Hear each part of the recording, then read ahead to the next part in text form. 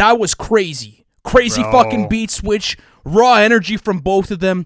Just when you think the song's about to end, Drake hops in and fucking slashes it apart. That was one of our first reactions to Drake and 21 Savage's new album called Heard Loss. If you guys want to check the full live album reaction, link in the description. But Lou, let's get into this, man. We just finished bumping the album. How do you feel, bro? There was so much hype going into this album. Drake's first collab album since 2015's What a Time to Be Alive. Yes, sir. And I was ready for Drake to go into his full rapper bag, and he does that a lot here, bro. I mean, you do have a nice fair mix of more R&B, melodic cuts, but bro, when you go through the first 3 tracks on this album, it's nothing but fucking heat. Going to a song like Major Distribution, the way that he starts off singing and then bang, unexpectedly, he goes into this vicious mode where he's rapping his ass off. He's kind of making references to Macaulay Culkin, and he just kind of goes into this mode where I feel like he had a vengeance on this album. He had something to prove, and he checked every rapper in the game and let people know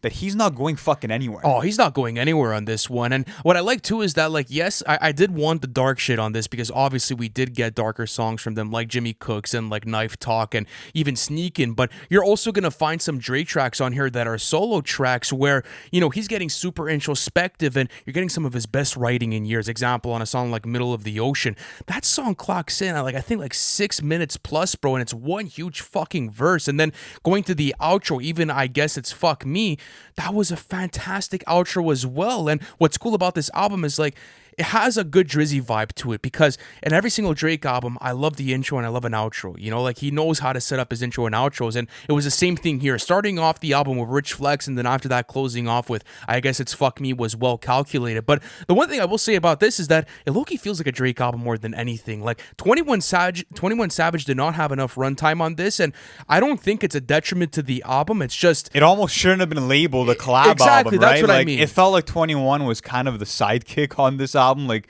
Drake was in the driver's seat the entire time. Even when you look at the production choices, you're getting mostly, you know, guys like OZ, Boy Wonder. I think there's only one Metro Boomin production on the entire thing. That was on More M's, That was on More M's. Speaking of the production, though, bro, it was pretty hard. Like going back to a song like Circo Loco, I love the Daft Punk One More Time sample flip. That was really interesting, even though the mixing was a bit off-putting on that one. It felt like the vocals were kind of super separate from the production on there.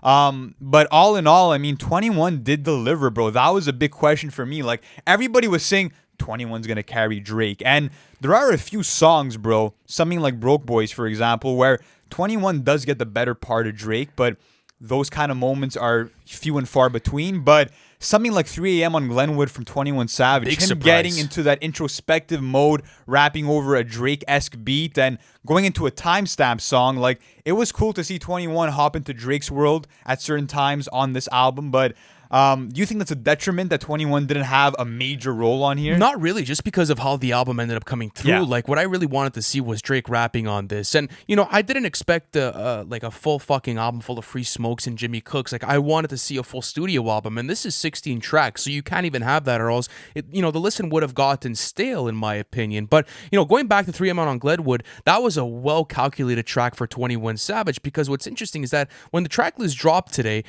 technically yesterday, we all thought that Drake was going to be dropping another timestamp. Oh, fuck, okay, 3M on Glenwood. Now we're going into, 21's world.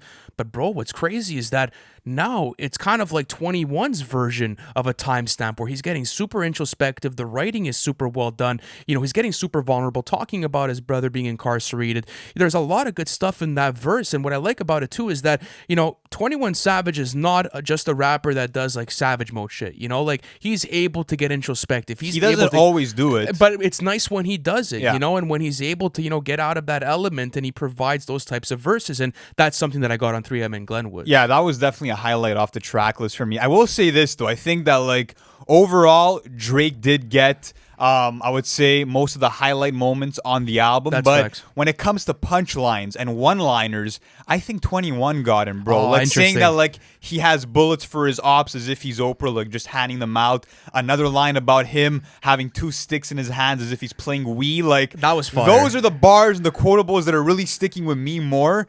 But to be honest with you, I mean, obviously, verse for verse, when you look at what Drake did on Rich Flex, what he did on Bullshit, Privileged Rappers as well, he did have great long verses Even all throughout Broke Boys here. was disgusting. And yeah, I think that his singing performances for the most part were quality. Something like Hours in Silence, I felt like it kind of dragged for a bit too long. Yeah, you see, this is where I'm going to disagree with you, Yeah, bro, I know, because bro. like that's the thing is that like this gives me some like Club Paradise type Drake, vibes. Like I mean, that's honestly, what I never mind Leftover and vibes. I'm not, you see, no, I really don't find that, bro, because the thing is that like with honestly never mind, like you had a lot of productions that were writing out for like a minute plus because it was more EDM inspired, but with this, like you had Drake harmonizing all the way through. He was laying down good verses, and plus like you're getting close to like I think like 3 beat switches if you really look at the totality of that production all throughout it. And I really fuck with it, at least for the middle of the track list. I will say this though, I did not like Jumbotron shit popping. I'm being honest with you. And it was produced by Filthy. Shout out to Filthy. He definitely deserved the production on this. It was just like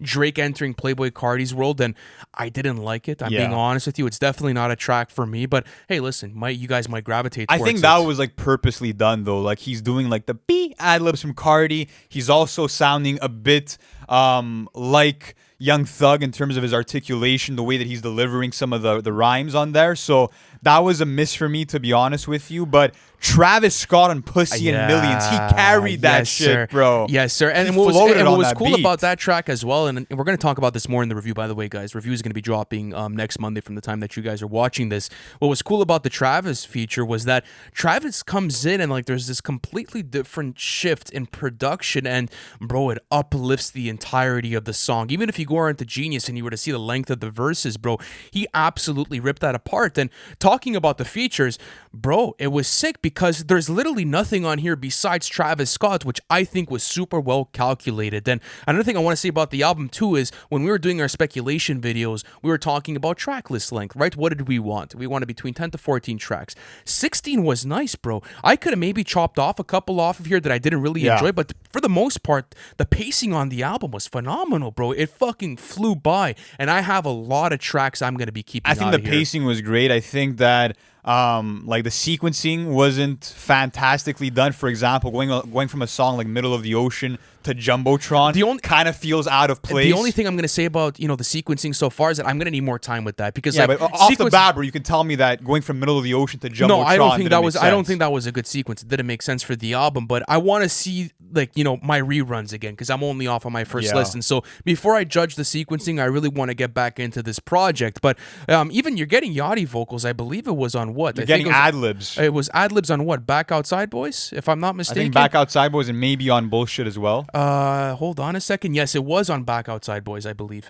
Hold on a second. Let me check the credits. Yes, it was. Yeah, and that was also produced by Taz Taylor as well. So, how do you feel about the production and the soundscape as a whole? Because it's not going to be the darkest album you're getting from him, but you're going to find so many different dynamic switches throughout it. Like, how did that keep you engaged throughout the album, and how does it compare to the other albums he's been releasing? I loved in the it. past 5 I years? loved a lot of OZ's work on here. Boy Wonder also killed it on the drums. I think that they kind of deliver where they want to go with in terms of the vibe that they're going for. When you go for like, let's say the first 3 songs, you're getting that dark, ominous, eerie type of vibe where you have these kind of chilling keys that creep in. Then you go to something, let's say more softer, something like an Hours in Silence. You're getting nice synth pads. You're getting these R&B samples that they're kind of harmonizing and being super melodic over at other times. So I think that it was kind of well-rounded. The samples from Daft Punk to the Jay-Z sample that was included on here as well, those were all super calculated too. Those were all fire. So production was fire, but it's really the performances that won me over. Like, I saw Drake in this mindset where, he's dropping lines about how, like, if you get him on a feature, the label is going to re-sign you for a new deal. They're going to kind of think you're a superstar because you're working alongside Drake. Like, I really love that cocky fucking vibe that he brought onto this album. But what about you, production-wise? Any highlights from songs? Oh man, honestly, bro, More M's, dude, by Metro Yeah. Boomin was absolutely disgusting, and I loved it too because it allowed Drake and 21 Savage to share a similar lane where they both felt super comfortable and where the chemistry was able to mesh well.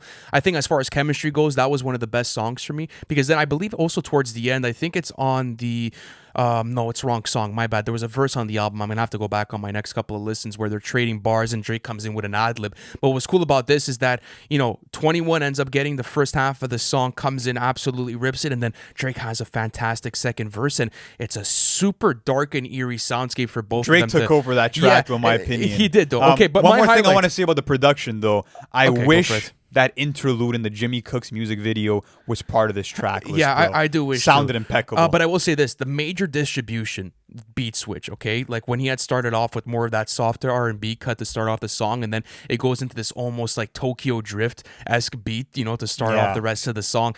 That was the highlight for me, bro. I was in that live album reaction, and I was absolutely fucking ripping it. So, first thoughts, bro. First impressions. What do you got, man? Listen, I don't know if it's the classic that we all wanted, but I think that it's definitely a top caliber album when we're talking about this year. I think that Drake gave you kind of what we expected, you know what I mean? Like, you had that wallet guy from Know Yourself that said that Drake was going to come and bring us the bars because that's what we want, and he does that on a lot of fucking songs here. The chemistry with 21 was great. I love some of the back and forth, which I wish they did do a bit more of, but it was still fire when it came. I love the acapella moments too. Gives you Yeah. time to really, emphasize their bars. Apart from that, production was great. Sequencing could have been handled a bit better.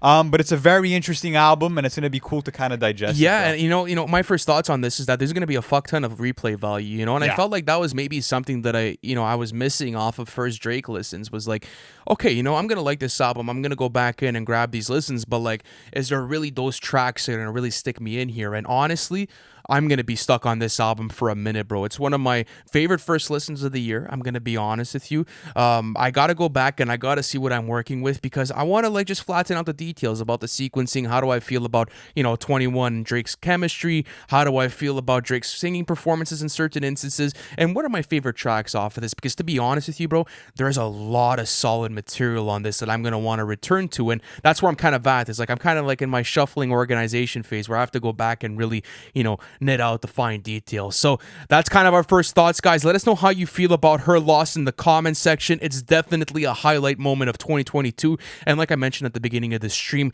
we did do a live album reaction to Drake and 21 Savage's new collaboration album, Her Loss. If you guys want to access that, link in the description. And guys, stay tuned for a full review for this album. It's going to be dropping on Monday. Much love to you guys, and we'll catch you on Monday.